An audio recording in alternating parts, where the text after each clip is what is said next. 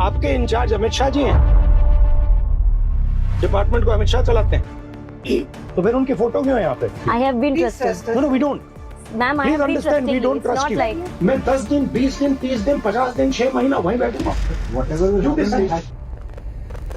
लोकसभा विरोधी पक्षनेते राहुल गांधी 21 ऑगस्ट 2026 रोजी दिल्लीतील पोलीस ठाण्यात स्वतः FIR दाखल करण्यासाठी गेले होते. नीट पेपर लीक प्रकरणाविरोधात 20 जुलै रोजी झालेल्या एका विद्यार्थी आंदोलनादरम्यान साहिल लोचाब हा 19 वर्षीय विद्यार्थी पेलेट गनच्या गोळीबारामुळे गंभीर जखमी झाला होता. या प्रकरणी पोलीस FIR नोंदवून घेत नसल्याचा आरोप करत राहुल गांधी स्वतः पीडित मुलाला आणि त्याच्या आईला सोबत घेऊन पोलीस ठाण्यात पोहोचले.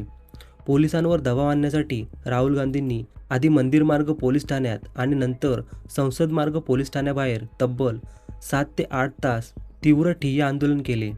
राहुल गांधींनी प्रसारमाध्यमांना सांगितले की पीडित तरुणाच्या शरीरात 200हून अधिक छर्रे घुसले असून 3 छर्रे थेट डोळ्यात लागल्याने त्याची दृष्टी गेली आहे. राहुल गांधींच्या या आक्रमक पावित्र्यानंतर आणि दीर्घ आंदोलनानंतर दिल्ली पोलिसांनी अखेर अज्ञात व्यक्तींविरोधात FIR दाखल केला. गुन्हा दाखल झाल्यानंतर राहुल गांधींनी FIRची प्रत जाहीरपणे दाखवली आणि पोलीस अधिकारी गुन्हा नोंदवण्यास तयार होते, पण केंद्रीय गृह मंत्रालयाच्या वरच्या आदेशामुळे न्यायाला ब्रेक लावला गेला होता, असा थेट आरोप सरकारवर केला. हमने सिर्फ एक हिंदुस्तान के नागरिक के लिए, उसकी माँ के लिए, उसके पिता के लिए न्याय मांगा है और उसके लिए 8 घंटे लग गए और फाइनल, बड़ी इंटरेस्टिंग बात, final permission final okay home secretary और अमित शाह जी को देना पड़ा, तब इन्होंने जाके फाइनल FIR दिया है. तो आप समझ जाइए FIR रोक कौन रहा था.